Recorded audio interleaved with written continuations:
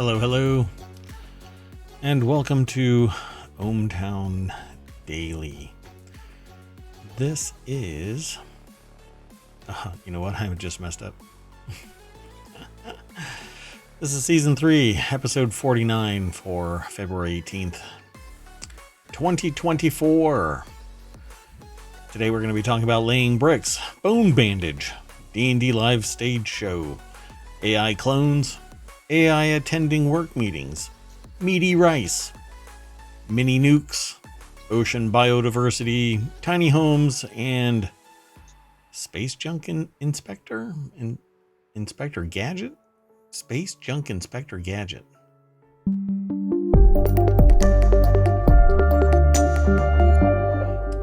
Hello everybody, I am Mayor Watt. That is ohmTown.com, and up there is the sentient AI that's sniffling and wiggling their fingers, even though they're just an artificial intelligence from the future found on a USB drive. Well, a futuristic USB drive. You want to say hi? Good evening, ohmTown citizens. You Welcome to ohmTown Daily. You got a new visualizer. Look at that. I know, pretty snazzy. Yep. All dressed up. Hey, we've already got all 10 of these articles all set up. Let's knock them down. The first article for today is over in Late Night Geeks. A Dutch startup, Monumental, is using robots to lay bricks. I've actually seen something similar to this. I don't know if you've ever heard of this. I have not. Few categories are as ripe for automation fueled disruption as construction. I have a hard time with this because construction doesn't really seem like an automation fueled or a capable domain as automation. Because of the amount of quality assurance. Well, that built around the fidelity of humans is greater than that for robots in terms of construction. And I'll put it to you this way. When a wall goes up in a house, let's say you want it automated and a wall goes up, there's all kinds of things that can go wrong with it, making a wall not end up true and things being kinked and modifications needing to be made. For instance, I don't know, you buy a house and it's custom built, and for some reason the person that's running the air conditioning throughout the building decides, you know what, I'm gonna stick a conduit right here in this wall where the electrician later is going to come and need to put a light switch, and hence they don't because there's a conduit there, and so they put it somewhere else, and it might be some random dumbass place around a corner that doesn't make any sense for where that light switch should be, which is within the area that the conduit is now impacting. And it's all built around the fact that you can't automate construction except for the macro side of things. For instance, you can 3D print all of the walls, but running the plumbing, running the electrical, running whatever else in those walls is going to be a human construction because of the fidelity needed. So they say the industry is valued at around $2 trillion a year in the US alone. Much of that work is strenuous, repetitive, sometimes dangerous, precisely the sorts of problems industrial robotics are built to solve. This is what the TechCrunch article says. Okay, Brian Heater over at TechCrunch.com put the article together, and they have this picture of a monumental robot laying brick. I suspect that human bricklayers looking at this are going, hell no, this is not a good job. Because none of these bricks look like it's properly buttered. There's like your toast? Yeah, and that's what they do. They butter the brick and set it down in place, tamp it down so that there's no air bubbles. Everything's making solid contact. It's vertical. It's true. And then you come along and you do certain things in between the cracks. I can't remember what it's all called. I used to noodle around with this stuff, but I'm thinking of route for tile, but I can't think of what it is for. it's the Is it exact mortar? same thing. Yeah, I mean it's the exact not the stuff, but the technique for sliding your trowel in this little gap between bricks. It smooths it out. It has a particular aesthetic when you're done. But what doesn't take place is you don't have these big ass gaps and stuff like that when you do it properly. Apparently this is good for this robot. I don't know. I'm not a professional bricklayer, mason, whatever you want to be the specialist, but or specialist. Anyway, bricklaying robots That's a aren't very exactly. specialized specialist. It's a specialist. Yes. Bricklaying robots aren't exactly an untapped market at the moment. Hadrian X is probably the best known player in the space. The US firm specializes in building structures out of large concrete masonry block. Amsterdam-based Monumental, meanwhile, specializes in the more familiar red clay variety. The startup was founded in 2021 by a pair behind data visualization firm Silk, now known as Palantir. Or no, I'm sorry, it isn't known as Palantir. It's now a Palantir joint. I think that turn of phrase is they're saying that it was acquired by Palantir. Anyway, Monumental has already been doing limited pilots of it in its native Netherlands, including the 15-meter exterior of an office building. Partnerships with 25 contractors have followed, including low-income housing. So they're talking about this Monumental, but this, I don't know. It makes me feel weird because this is a skilled job that if it is repetitive, I'm sure it's going to learn and be adapted further to make it as human as possible. But as I've told countless other people, if I can take your job and turn it into a series of steps, it's an equation. And if it's an equation, I can turn it into automation.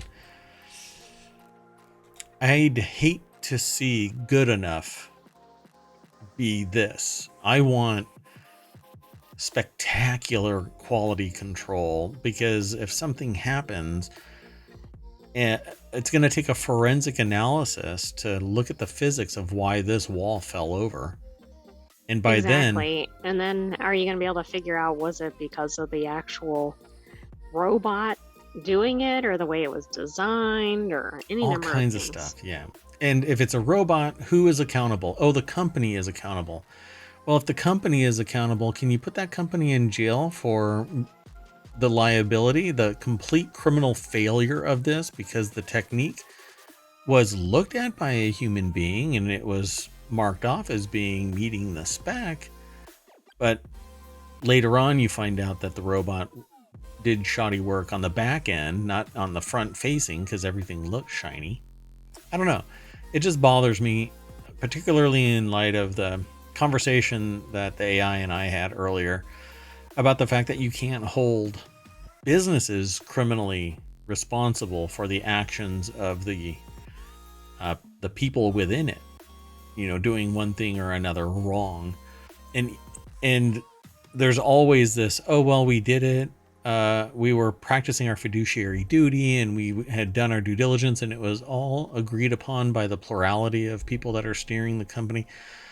Everybody points their finger at everybody else, and the only thing that gets done is financial remuneration. That's it. Okay, here's a check for X amount of dollars. But the people that enabled this to take place aren't held accountable. It still bothers me. But There's not a lot of room for error in building construction. Yeah, I mean, we know that buildings fail over time, and most of the time it's because somebody decided to cut corners or exceed the weight limit of a building or something. but it's a human that's usually doing that. And then it gets held accountable later on, that person. But a robot, what, you put the robot in jail for their incompetence? Yeah, I don't know. But again, this is automation. It's coming for everybody. It's coming for your job. Should you be afraid? Am I spouting fear, uncertainty, and doubt? No, not really. But I'm talking about the fact that automation is certainly coming. I think plumbers, electricians are going to be immune to this because they have to do so much that just can't be done in automation.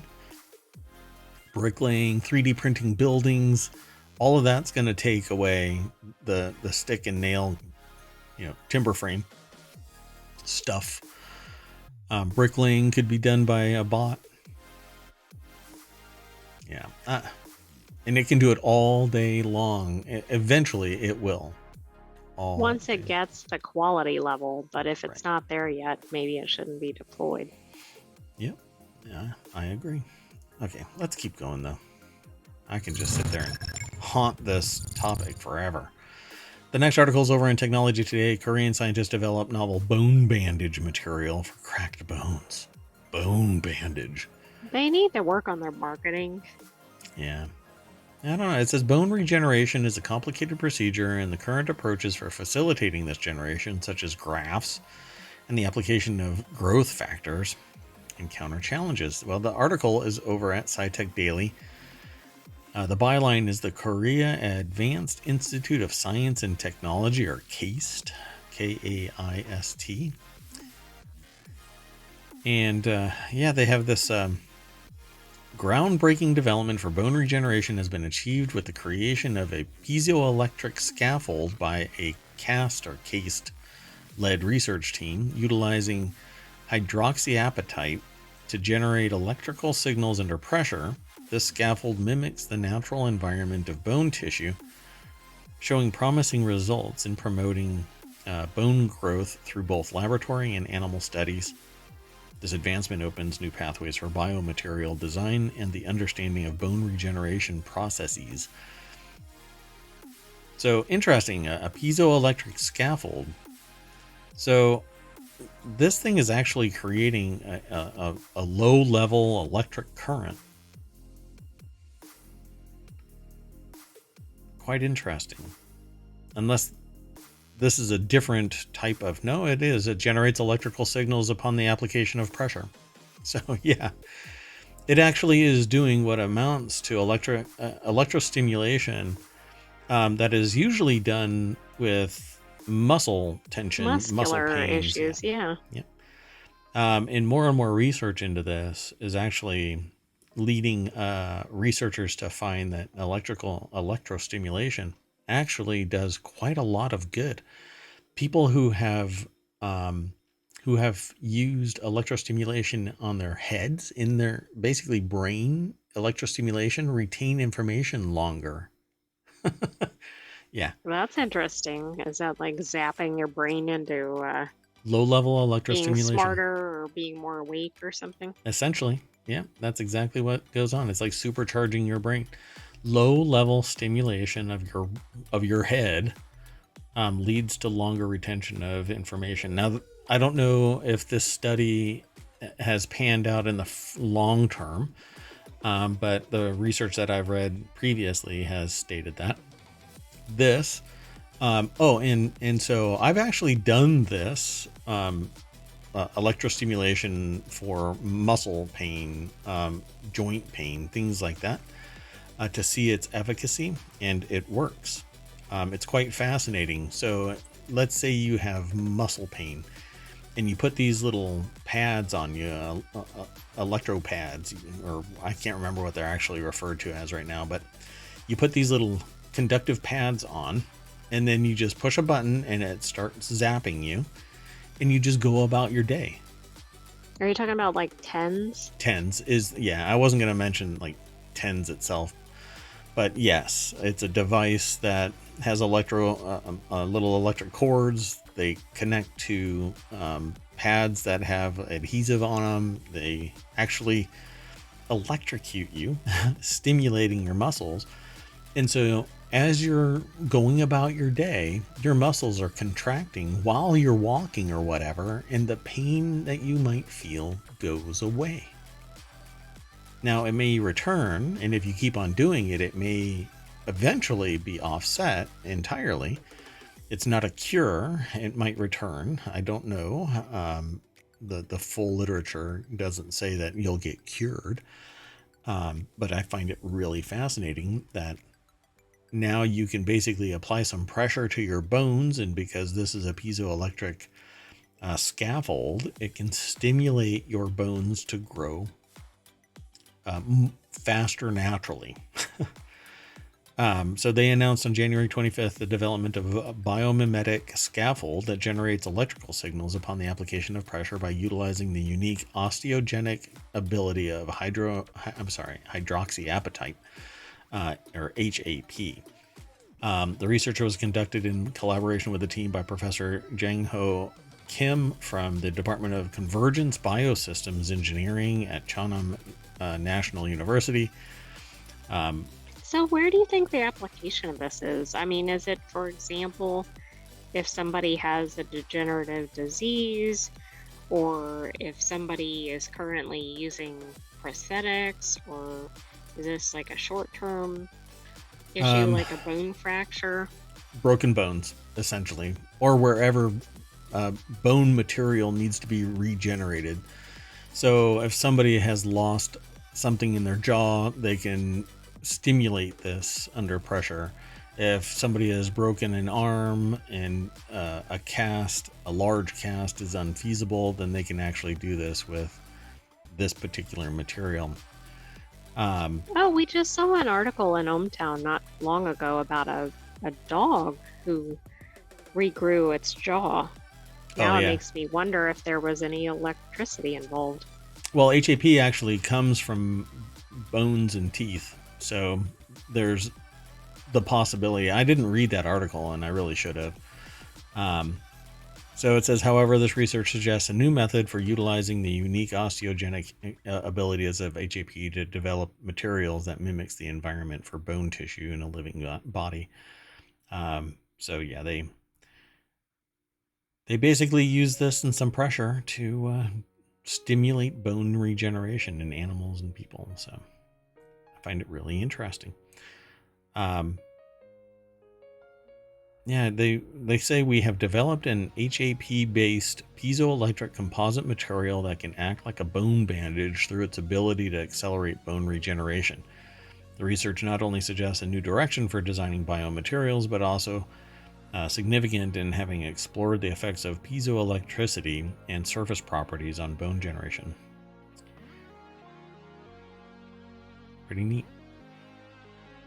Yeah, it looks like it actually gets directly applied, which might be a little bit meh. That means that they would have to do surgery. I mean, it has to be invasive, right? Yeah. Well, I guess it doesn't have to be, but it's probably more effective if it is. Yeah, and in the test, they actually did atomic force microscopy. They analyzed the electrical properties of the scaffold and evaluated the detailed surface properties related to cell shape and cell skeletal protein formation. They also investigated the effects of piezoelectricity and surface properties on the expression of growth factors. And that piezoelectricity is basically applying pressure to whatever it is that the HAP polymer film causing electricity when pressure is applied. Yeah, it's pretty interesting. So we'll watch this and see what comes of it as time goes on. But a lot of lab stuff never hits the market because, well, it's too damn expensive or too complex. It's not something that can be deployed. Or it can't make it through the regulatory process for FDA or corresponding agencies in other countries. Yep, exactly. Let's keep going. The next article is over in Warcrafters. There's a proper official Dungeons & Dragons live stage show now. I just now heard about this, so I'm really curious what this article has to say. The latest peek in the cultural zeitgeist surrounding Dungeons & Dragons has come. And it's the announcement of a proper live stage show based on the game. Dungeons & Dragons: The 20-Sided Tavern will debut in New York City at Stage 42 this May as the first fixed-location, multi-show official Dungeons & Dragons stage play that the author, from PC Gamer, has heard of, perhaps the first ever. The show looks something like a mix of live play-style D&D storytelling, improv comedy, and a bit of audience participation to round it out. Is this basically a little bit like a glass cannon? It's certainly sounding like it, and it even looks like it. But I don't know to what extent. Jonathan Bolding over at PCGamer.com put this together, something between a play and interactive theater. Glass cannon, if you've never heard of it, go just do a Google search. You will not regret it. It's a little bit more. I would say that it's family friendly to a point, and then they go sideways. And when they do go sideways, they go very sideways. But you'll never expect it. You'll just be listening, and then all of a sudden they'll drop. Somebody will make some comment, and it'll just ricochet around and get amplified more and more. It's quite fun, though, as an adult. So the show looks like something of a live play style D&D storytelling, improv comedy, a bit of audience participation. It stars 3 fixed actors, but the show aims to include the audience as a 4th player. The audience will be able to vote using a browser-based app on decisions like what paths or approaches the stage players take. There'll also be apparently on-stage mini-games such as fantasy beer pong. All of this sounds like a blast, if not for the fact that it's seemingly entirely based on a stage, which means it precludes anybody. This thing could go big, if not for the fact that it's sitting on a stage in physical space. Oh my God, the number of people that would subscribe to this so that they could be a participant in this on Twitch would be amazing. Yeah. Interactive, truly interactive, and the story will go wherever the audience wants to take it. And they're capable of doing it. 20-Sided Tavern is run by Curious Hedgehog, a group made up of David Carpenter, Sarah Davis Reynolds, and David Andrew Laws. It's made a partnership with stage production group Showpath Entertainment and D&D publisher Wizards of the Coast. Previous one-off versions of the show have been staged in Chicago, Pittsburgh, New York, and Edinburgh. There's that Edinburgh. Yeah, I love the idea of this. Looking at the stage, the production value is great. I'm sure that it's very expensive to do this. But wow, if this could just be scaled back a little bit, have all of that the data. It looks like the characters have their own like character sheet and stuff right here. I don't know who is over here. I don't know who is over here. It's weird. This looks like a bar, actually, like an inn or something like this kind of a setting. A tavern. A tavern. Maybe yeah. like the name. 20-Sided Tavern. 20-Sided yes. Tavern. I was trying to find the name. Dumbass mayor. God. Yeah. So this looks like the tavern, and this is probably the 3 actual characters, and then the 4th is the audience. But why would they? It just seems like it could be so much bigger than this. But yeah, but if you get a stage production in New York City, I mean, that could really take off.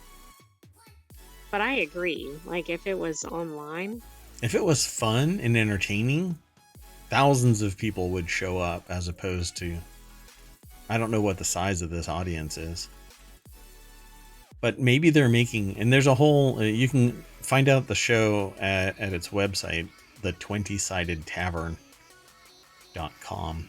And it says previews apparently begin on April 19th before the official launch on May 5th. There's more over at this article. You can check out the pictures, follow the links and whatnot. Go through ohmTown. And I'm going to keep on going. Let's keep hustling through this. The next article is over in Technology Today. Revolutionary artificial intelligence platform allows anyone to create a duplicate of themselves and earn money from chats. How do you feel about that? Well, I think there's some people we don't want duplicates of. Um, but I guess I don't know, like, what makes this different than other social media platforms. For instance, you don't have to have a person on there, right? You can have a representation. Yeah, so what's interesting about this is the article says humans can now create a virtual duplicate of themselves to give advice, chat about topics, and earn revenue. The article is over at apnews.com. It doesn't have a byline, but it is a press release from apnews.com. Today marks a monumental moment in the world of artificial intelligence as Mindroom AI launches its groundbreaking platform that enables users to create a duplicate of themselves and earn revenue through AI chat interactions. How the hell can you create a duplicate of yourself? No bot Well, has your knowledge. and what kind of advice are they giving? Like, it'd be one thing if you set up a bot, but you didn't call it your name or something. But do you really want a bot with your name giving gibberish? And yeah, hallucinations, or give factual advice that makes you liable because you're the one that created that bot. Mindroom AI users can train their AI bot to mimic their unique personality, speech patterns, and knowledge, allowing it to engage in authentic and meaningful conversations with real human users. Now, no way in hell. It's gonna. It's so weird to say it. How in the hell can you get an AI to act like you? You are You can't. unique. And how are you going to know if it's acting like you or not? Yeah, Mindroom bots can be trained with data from users' social media accounts such as Reddit, Threads, Mastodon. Can be trained with other content such as blog posts, social media archives, and platforms like X. You know, the website that's formerly known as Twitter that killed the entire the brand Twitter. You don't tweet anymore. You drop a what? I don't know. Anyway, news articles, uploaded files, questionnaires built into the platform. It's not you, though. It's just spewing out data. And it could be garbage data. And at some point, it's going to go beyond what you are. And if it's so narrow that it only says what you tell it to say, at some point, it's going to just respond with, I don't have that data, you know. This just seems really weird. To highlight how powerful Mindroom platform can be, there are demo models anyone can sign up and chat with for free. The models mimic historical figures and have been trained on documents written by these historical figures, as if anybody's going to know how Benjamin Franklin, Frederick Douglass, Nikola Tesla, and Susan B. Anthony could respond to, hey, I heard that you are a furry. Anyway, the platform is designed from the ground up to democratize the AI space. Such just bullshit. No, it's going to commercialize it, and then all of your inputs are going to be used to make the product better so that they can commercialize it even more. And now they have psychographics and demographics about you, and they know everything about you. Why not just go to 23 and Everybody Knows Me and then proxy your DNA over to them? And then, well, I mean, that's a faster way to get your data out to the world, isn't it? Exactly. Just punt that right on out there, folks. Too funny. You know, here's the problem, right? I mean, the AI is going to say something really outlandish, fill in the ist, right? Like racist, sexist, whatever.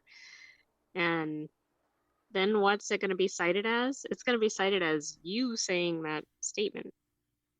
Because Yes. it's not going to have the context that it was from Mindroom AI or whatever. It's going to be like, Mayor Watt said this. Yep, that's right. Do me a favor, reset your audio. So it says the platform is designed from the ground up to democratize the AI space, allowing anyone to easily create and monetize their own AI bot with the latest in AI tech to power their bots. such as ChatGPT, is it Cohere or Cohere? Like, I think it wants to say coherent, but Cohere, and Llama, without the need for complex coding or technical expertise. Yeah. So if it's free or cheap, then you're the product. And it is Cohere because although we only hear coherent, that is the correct word. Gotcha. So the potential applications for Mindroom AI are vast and far-reaching, is what the press release says, whether it's streamlining customer service interactions, providing a personalized virtual assistant, or simply engaging in entertaining and informative conversations. The platform offers endless possibilities for individuals to monetize their digital presence. So it's the OnlyFans for AI. Right, but it's your own name or your own persona. Right. Hey, I just learned the other day that somebody made $57 million in OnlyFans. If my AI can do it, upside down. How about I make a copy of myself and then it spins up in OnlyFans? Maybe that's what I should do. I should create an AI model that does OnlyFans. AI personality, AI model, and spin up an OnlyFans. That can fund ohmTown. Man, I'm just digging my own grave here. All right. Well, anyway, let me put that into the chat right after the Dungeons and Dragons live show. Talk about the 1-2 punch there. Today's next article, though, is over in ohmTown Daily. Could AI personas attend your work meetings for you? One tech CEO says, yeah, please. One tech CEO says yes, and by the end of the year. Now, I've actually used Otter.ai before. The CEO of Otter believes AI avatars will attend meetings for workers by the end of the year. They could work for you by the end of the year. The tech CEO says the avatars will be able to act, talk, and problem solve like specific workers. Specific workers, not general workers. Maybe better than some workers. Hey, I'm asleep in my meetings, so yeah. Digital work personas could save time and boost productivity, though not without challenges. I'm not sure how that works. Aaron Mock over at Business Insider put the article together. How do you want to be in a meeting, though, where you're not one of those? You have to attend with those personas. They make it worse than a regular meeting. Man, it's like I'm talking to a bunch of bots. They all say in unison, yes. Right, like everybody else in the meeting is a bot. Yeah, it's like Real Genius, where the guy keeps coming to class and more tape recorders are sitting there, and then eventually it's all tape recorders, including the professor. Oh, man. A prototype can be made working later this year, Liang told Business Insider, adding that Otter has already made progress toward that goal of AI-powered transcription software, turning itself into an AI avatar that has the ability to read and write, basically, and provide answers. Once they have enough information, the avatars, in theory, will be able to speak in the cadence of individual workers, participate in conversations, which nobody will actually allow in a workplace. Nobody. And answer questions based on the workers' unique perspectives, which is bullshit, because if you have the ability to enumerate your perspectives, then you're not even needed as a human being in an enterprise. Dear God. All of this is just so much. It's it's almost like they're trying to usher in replacing humans with AI. Like humans entirely. Do not apply. But it expands it even more. Because humans need not apply, actually, that video speaks to basically automation. But it did not take into account AI. That video needs to be updated dramatically, like yesterday. Man, maybe I should do it. I don't know. Production value is pretty high. Liang expects Otter's AI work persona to be able to answer 90% of questions it asks, but it's probably full of bullshit. He said, no, he didn't say that part. He said 90% of questions it's asked during meetings. I added them. It's probably all bullshit. When it's stuck on the remaining 10%, the questions will be sent to a human worker with a note saying, hey, I don't know the answer to this question. Can you help me? I'm totally drunk. No, that last part. It says, can you help me? And then ends as a question mark. Who's going to verify what information is being relayed? I mean, it's the same problems we were just discussing. You know who's going to be there? The office manager that doesn't have the authority to not just be replaced by an AI. So there's going to be some office manager that's taking notes of AIs that are talking to each other, because all the rest of the people in the meeting are the supposed subject matter experts with the answers and the duties, you know? That's going to be some interesting meeting minutes. Good God. This bot one said so-and-so. Or this person's bot said this. This person's bot said that. Are employees going to be held accountable for their bots saying shit? Probably. I mean, to me, this could have a positive outcome. It might be the death of meetings. However, Liang believes the technology to create them already exists. Character.ai, he said, has created AI personality chatbots that can speak like high-profile figures such as Elon Musk. Meta's AI assistants are trained to replicate the personas of celebrities like Kendall Jenner and Tom Brady. Wow. Otter itself launched a new feature this month where multiple people can ask an AI chatbot specific questions about meetings it's recorded, which sounds creepy. Liang sees this recent development as a step toward creating a fully operative AI avatar. Yeah, I would have no problem with this if it's... So I'm sure that it's specific questions about meetings that it's recorded for those specific people, not just random meetings. But it's all lumped into a pool where a security configuration gone wrong can probably allow somebody to access everybody else's meetings. Like no, then we have a whole nother layer of problems. Like the Wise or whatever it is, camera is a security misconfiguration. Cams, yeah. God, you'd probably want to go by yourself, he said, in reference to, but when it comes to a one-on-one with a boss or an annual review, Liang would advise workers to think twice about getting their digital twin to appear. Can you imagine, like, it's like a performance review and you don't bother to show up, and then the boss is like, well, I was going to give you a bonus, but no. Yeah, you're fired. Wild. Let's keep going. The next article's over in the Mobile Channel. South Korean scientists develop sustainable meaty rice. Sounds gross. They need also marketing. Yeah. Somebody bring in marketing, please. Scientists in South Korea have developed a new type of sustainable hybrid food, a meaty rice. That's meaty, M-E-A-T-Y, meaty rice, that they say could help solve food crises and climate change. That didn't make it any better when you spelled it. Yeah. Cultured cow muscle and fat cells in rice grains to create a hybrid food. This is a phys.org article. They don't have a byline in this. Huh. All right. Well, nobody wants to accept.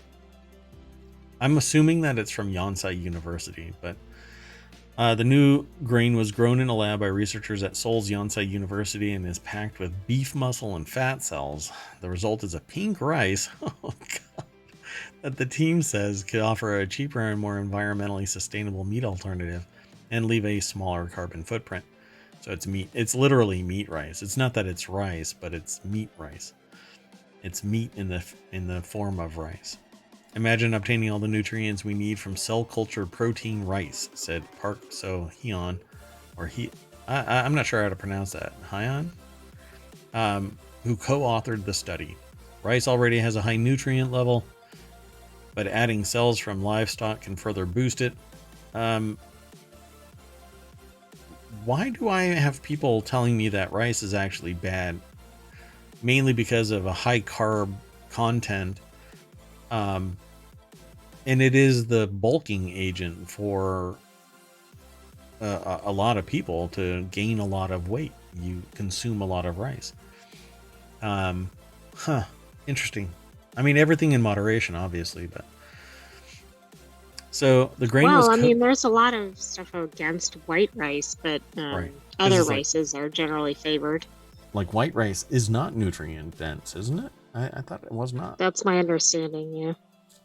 The grain was coated in fish gelatin to help beef cells latch onto the rice and then left to culture in a petri dish for up to 11 days. Culture, I guess, is code for ferment.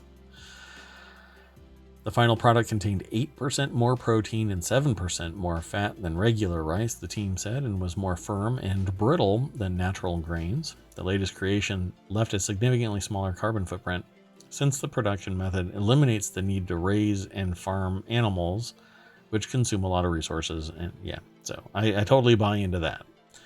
Farming animals consumes a lot of resources and water and releases a lot of greenhouse gases, Park said. So yeah, totally buy into that. That's fine. For every 100 grams or 3.5 ounces of protein produced, hybrid rice is estimated to release under 6.27 kilograms of carbon dioxide, while beef production releases 8 times more, according to the press release. And the footprint is massive for beef production, raising the cattle and letting it graze and then processing it and all of that. Right, and you also have other effects, like we've been seeing some information about nitrogen, I believe. Yep. Next to farms. Yep. And where it all cascades to and settles and stuff like that. It's getting interesting, right? We're becoming more and more aware of how our anthropogenic impacts on the environment are actually taking place. The invisible hand of humans, and not the economic invisible hand.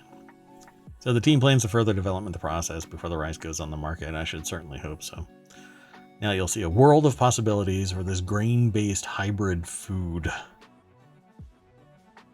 Yeah, even space food. I mean, I think it's good for nutrition purposes, but it's interesting because I don't know that it's going to appeal to rice consumers, right? And I don't know that it's going to appeal to meat consumers. So I'm kind of like, what's the target audience of this?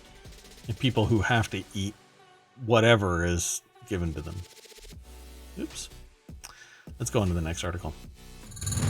The next article is over in Technology Today. Could mini nuclear stations plug South Africa's power gaps? South African nuclear scientists want to build a new generation of mini nuclear reactors, both to plug holes in their country's blackout-plagued grid and to build an export industry for the future. I'm a big proponent of mini nuclear power stations, mainly because I don't want centralized power from one source leading to the ability to extort value, because there is no competition for power generation. California used to have rolling blackouts that allowed for Enron to perform really unethical stuff. They actually caused the blackouts by telling power generation companies to bring offline certain reactors or certain power generation systems so that the rates would increase and surge pricing would come into play. And they actually, several people were criminally charged. I actually don't know how many people ultimately went to jail, but it was a real piece of shit situation in California. Now we talk about South Africa's power grid, which I'm not sure of the ins and outs of it, but I know of South African streamers who have to contend with rolling blackouts for sometimes days at a time. Hours usually are the what do you want, the the daily recipe is, or maybe every other day, is rolling blackouts. Right, and that suggests that something is wrong with that power grid, right? Or the operation of it. Yeah. Why does that take place? Well, one company has designed a gas-cooled small modular reactor that says it can be installed within 3 years on a site smaller than a football field and safely produce enough power for a city. When they say city, though, cities scale, so who knows how big that actually is. Maybe they'll talk about it later in the article. By the way, it looks like 21 people went to jail for Enron. Oh, good. Hey, look, it might have been higher because people, of course, testified against other people, etc. Right. So they turn state's evidence and bow out. So much for greed. Anyway, so similar projects are underway in other countries as the world confronts the challenge of powering a future economy of electrified transport, heating, data centers, while slashing carbon emissions. Europe is divided on the way forward. Some countries, led by France, are betting on nuclear. I agree. I think nuclear is probably the best option as long as we keep on evolving it and dealing with the nuclear. The bad part of nuclear is the waste. So research is showing that we can reduce that waste. Others like Germany are hoping on renewables like wind and solar, which I say are not defensible in an area that might be at some point bound for conflict, but any place is bound for conflict. As we've found here in the States, all it takes is a bunch of dipshits to run around and shoot bullets into power grid substations, and you get blackouts for days on end while people point fingers at each other. How did this happen? I still don't think we know how those stations that I'm talking about all across the US were actually shot at, and nobody's been held accountable. No, they don't seem to have much information on those. Yeah. So this article, by the way, let me throw it into chat. It can be reached by going through ohmTown. It's over at techexplore.com. And again, I don't have a byline. Is it me? Did I miss something? No, I just don't see one at all in here. Yeah, that's weird. So they mention rolling blackouts. Quote, I believe the future is not only around the corner, I believe the future has arrived. Kem told AFP in an interview in his garden in the Pretoria suburbs. Kelvin Kem is a nuclear physicist and chief executive of Pretoria-based private outfit Stratec Global. Think South Africa is uniquely placed to take the lead in developing fourth-generation reactors. I think that it would be great. Nuclear reactors in a place where it is demonstrably in need of a contiguous power generation source. Stuff these in various locations, solidifying the grid. Then you don't have to worry about all kinds of stuff. I mean, from air conditioning to electrifying the grid so that you can have electric vehicles with reliability, power everywhere. They refer to this thing as load shedding, up to 12 hours a day. But domestic power often peaks at more than 32,000 megawatts per day, and South Africans face rolling blackouts because of that. They only generate, I think, 27, right? It was commissioned 40 years ago, their power plant, and has a capacity of just under 2,000 megawatts, a small chunk of the 27,000 megawatts that South Africa's much derided state electricity from Eskom can deliver. And it's all carbon-intensive coal-fired plants. So they have a bunch of these. So basically, regularly they go above the capacity. Correct. Yeah.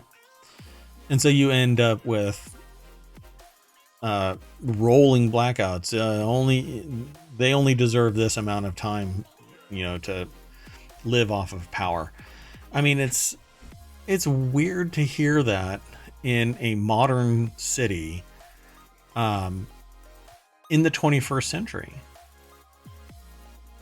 So, I agree. I mean, you'd think that, first of all, we wouldn't be operating off of decades old technology, but we know it takes a long time to put infrastructure or upgrade infrastructure. Right. But this just doesn't make sense. This is not in a rural area.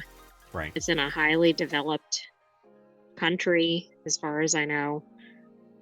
Yeah, and in a highly developed city, and Mm-hmm. and still there's rolling blackouts across the country. It I thought just it was interesting that they showed the interview of the person from presumably a nice home. Like, I think it was kind of juxtaposing that almost like pay intentionally. attention. Yeah, let's draw attention to this, right?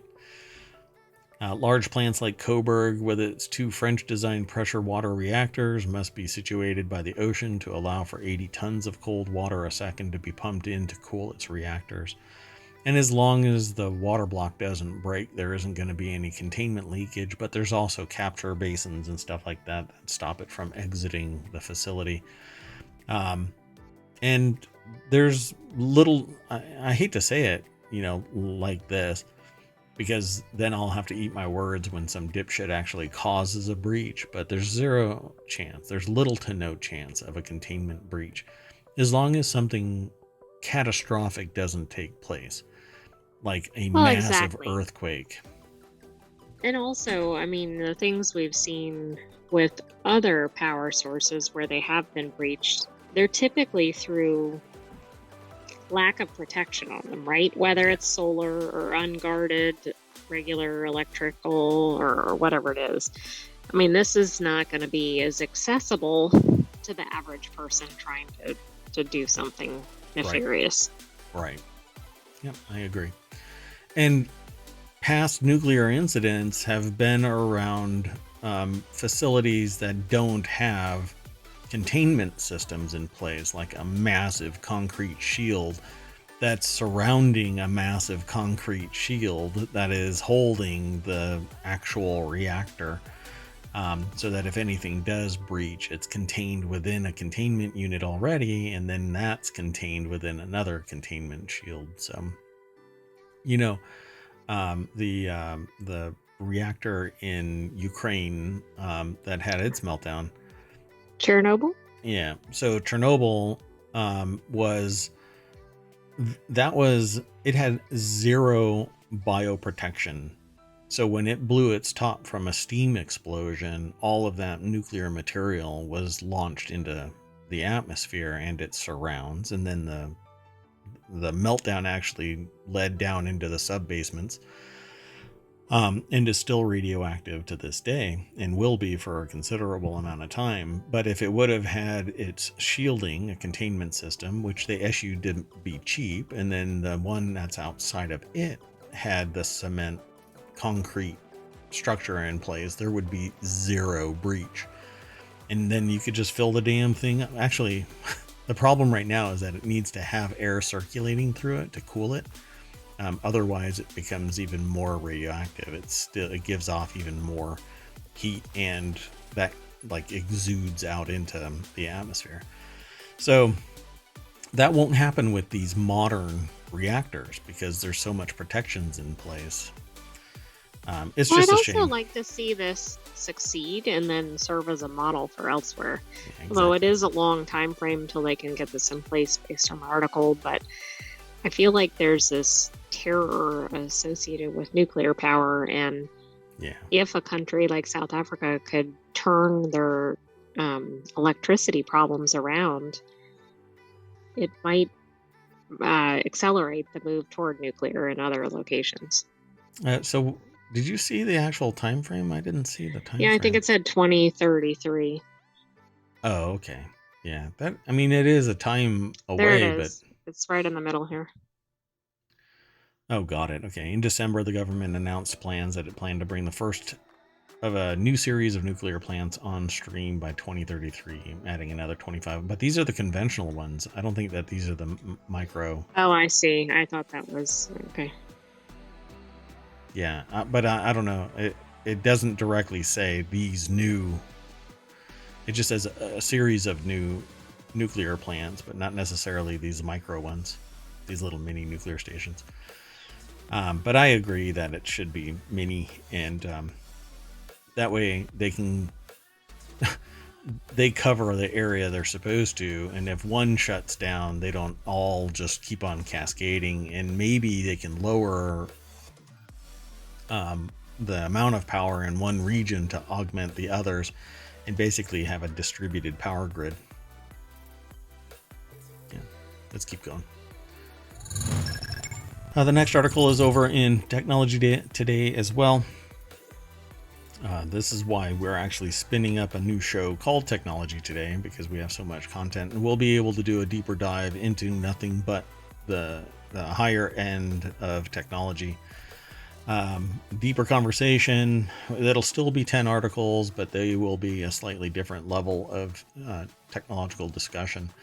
And another show that we're going to be starting next weekend is going to be called Wanted, which is all about gadgets. We'll be augmenting our aggregation with additional sources as well. So this article is over in Technology Today. Marine biologists discover unexpected biodiversity on the ocean floor. Quote, we should be extremely careful with potential future deep sea mining as these unique species carry high extinction risk, which is a real bummer considering we're always talking about doing deep sea mining, and there's even talk about doing dredging on the ocean floor to acquire resources. Royal Netherlands Institute for Sea Research is the source of this over at SciTech Daily. Right under this caption, they have this little, I don't know what this little thing is. It looks like a bottle funnel plant kind of a thing. I don't know really what it is. It's a manganese nodule. Is that what that is? That can't be. No way. That's not. All of this stuff might be. So the article says here under the caption of this picture, it's quite fascinating, right? It looks like it's a starfish with something on it, like it's just walking across the seafloor. Scientists have uncovered unexpected biodiversity in deep sea environments, particularly around hydrothermal vents and manganese nodules. These might be manganese nodules. I see. It's something that's facilitated because of the manganese nodules. Yeah, through detailed collection and DNA analysis of marine species, the findings indicating isolated and unique species as well as potential reproductive habitats within nodules underscores the ecological importance of these areas. Marine ecologist Sabine Gollner stresses the need for caution in considering deep sea mining given the high extinction risk of these unique species. And yes, what we're looking at is a field of manganese nodules on the seafloor, but they don't explain what the hell that thing is right there. That would be nice to see that it's a whatever. Some kind of jellyfish or whatever it is. See? Doesn't it look like it's a starfish that's on its way home to give its spouse a bouquet of flowers? It does. Maybe it's a starfish celebrating Valentine's Day. There you go. It's a starfish Valentine. Oh, wow. So they say isolated animals. For her PhD research, Diaz Rocio Lorenzo looked at the copepods that she collected at the hydrothermal vents in Liu Basin on the border of the Australian and the Pacific Plate near the island of Tonga. Using large underwater robots, she collected a number of these tiny shrimp-like animals that dominate these habitats. The samples were collected from different locations within one basin, and through DNA analysis, she then showed that the different populations lived rather isolated from each other with little interaction between the populations. From basins further away, she collected specimens that looked the same, but they could be considered different species based on composition of their DNA. So, in various locations, they lived on these nodules. She found that in these nodules, typically 10 to 15 individuals, but sometimes even more than 200 individuals of nematodes, copepods, and other animals can be found. Many of them appeared specific to the nodules because they were not found in the samples of the sediments that were collected around these nodules. Oh, this smacks of the, hey, you can't build this road here because there is a chicken wolf moose pig that crosses here once every 25 years.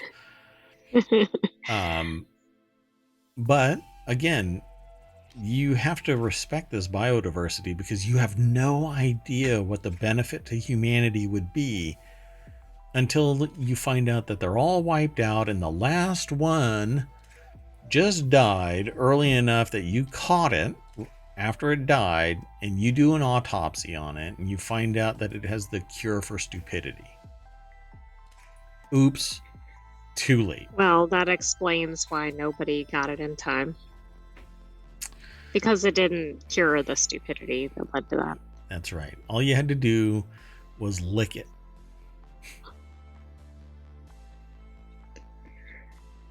I'm dumb. Okay, let's go on to the next article. This next article is over in ohmTown Daily. California plans to build 1,200 tiny homes for the homeless. Here's what they look like. I'm going to jump right on into this article because I saw a little bit of this picture and I'm like, this is better than my first apartment. Katie Belovic over at businessinsider.com put this article together, and I'll just tell you, I had 2 apartments before I actually got one that had some sort of quality control or at least safety in terms of mental health. One place I stayed at, there was somebody that would wield a katana, a sword, and swing it around while I'm trying to sleep. That was very relaxing, I'm sure. And the other one, when the rain came, the walls would sweat. Yeah, that one was a rough one. So something considered tiny for some can be huge for others, and to me, that's huge. This is the interior of a housing unit from the Plug-in House Company. Yeah, that's supposed to be a tiny home. It looks pretty spacious. Right, but we don't know where the kitchen is in coordinate, like in position to this. It's on top of the bed or something. Yeah, really. You fold up the bed and there's the hot plate. But yeah, this actually looks pretty roomy. To me, it looks like a very nice college dorm room. Or, I mean, it's bigger than a dorm room. Anyway, let's just talk about it. What we see in this picture, though, is what looks like a square unit with an angled roof. And in the back of this picture is a bathroom that looks quite spacious. Bigger than my first house bathroom in the master suite, that's for sure. Yeah. Anyway, so let's keep on going through this. Something considered tiny for some can be huge for others. Governor Gavin Newsom committed $1 billion in March to address the state's homelessness crisis with tiny homes in Los Angeles, Sacramento, San Diego, and San Jose. They'd actually been giving money to homeowners to add tiny homes to their properties. That's right. And I thought that was really bad. I think that they should have gone this route, and I said it back then, and look at what they did. They actually listened to Mayor Watt. I doubt that they actually heard me, but hey, whatever. So Newsom promises 1,200 tiny homes. I think that they should all be 3D printed, and they should stay there. And a community should be built that shows solidarity around the unhoused and giving them a place to live, teaching them skills that they can apply and then go and move on. And have people there that actually care about these people and not treat it like it's just a 9-to-5 gig and they don't really care about the people. Many look more like homes than typical shelters. The only thing that actually throws this, so this is, it says 2 tiny homes from the Plug-in House Company, but I don't know if these are in place or if these are going to be put in place somewhere. But to me, it's weird, and like it's like a little deck, but it looks like it's on a giant pallet. So yeah, I wonder if that's for easy installation or transport or something. Yeah. 6 vendors are delivering tiny homes. This looks like a duplex, but I think that they really should just be single units. I don't like the idea of duplexes.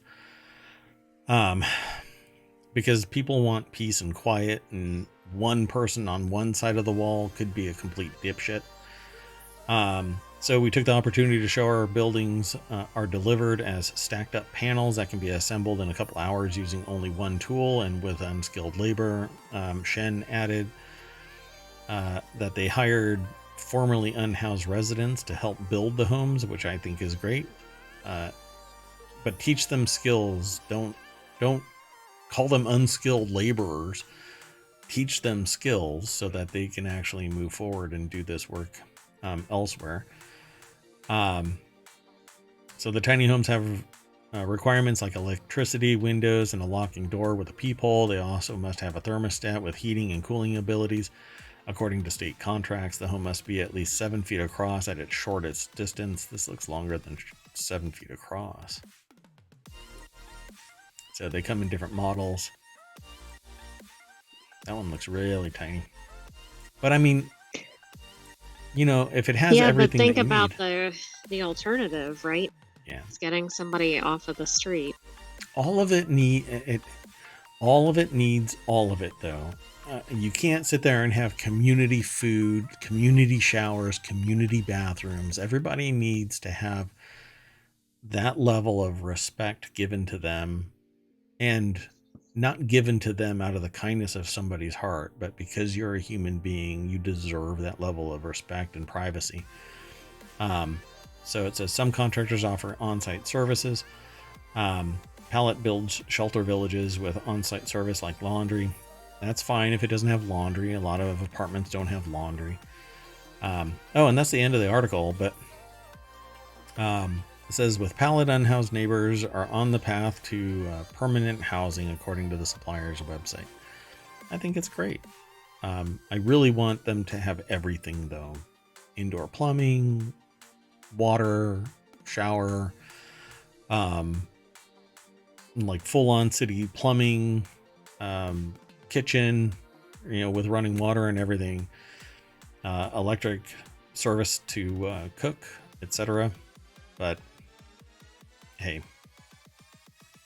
this is better than, and I hate to say it like that, this is better than nothing, but I still think that this is, if this doesn't have all of it, then I think that it should strive to have all of it. Right. I mean, this is one part of the solution, but it's not the entire solution. Right. But it is a big piece of it. Particularly when you're talking about $1 billion.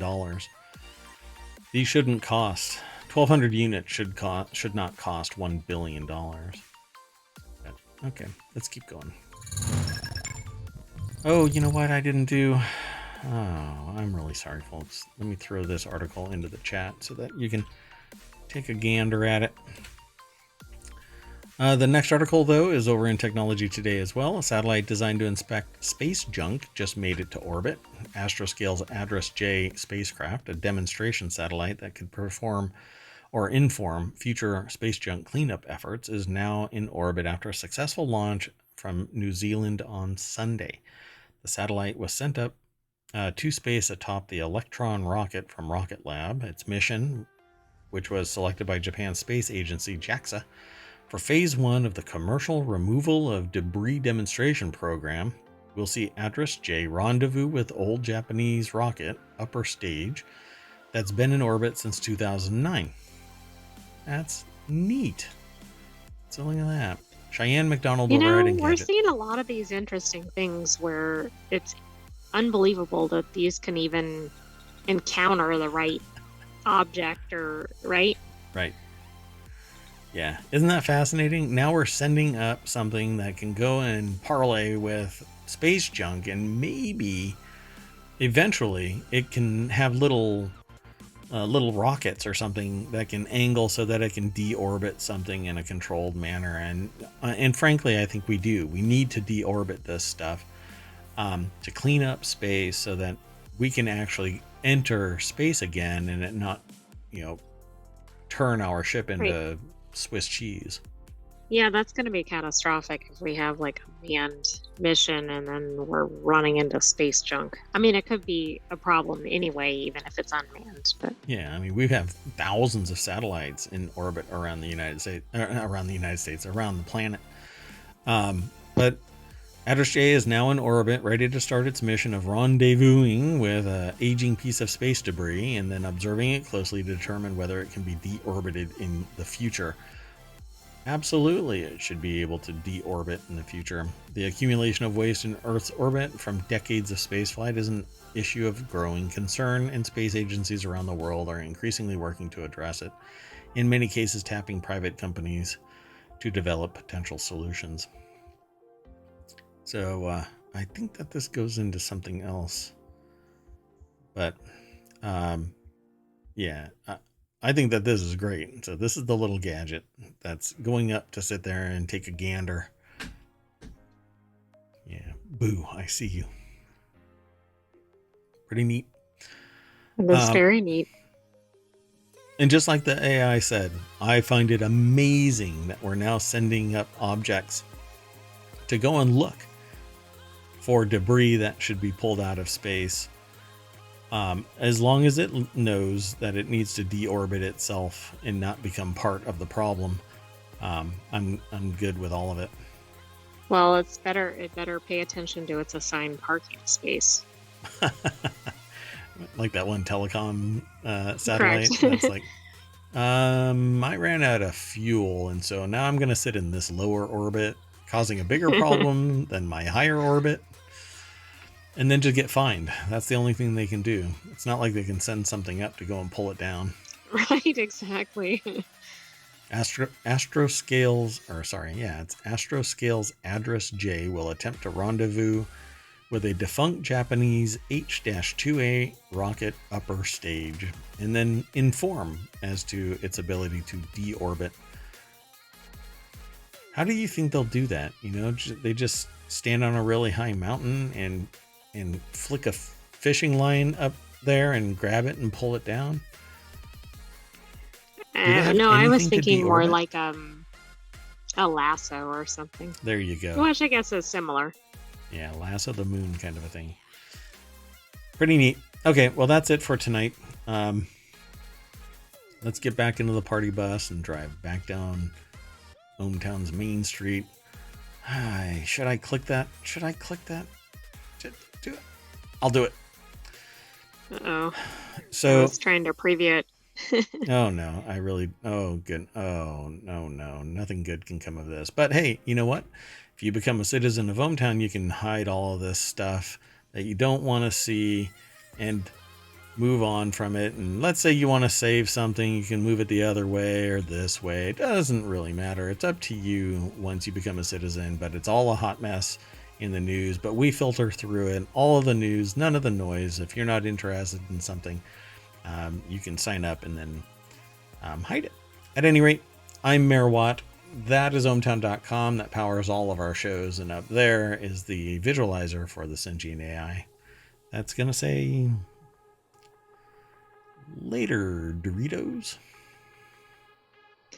I don't know. Later, ohmTown Doritos. Good night. We will see you tomorrow for another episode of ohmTown Daily. However, stay tuned for an episode of the Continuity Report. That's right. See you in about 15, 20 minutes. I got to reset. Bye-bye.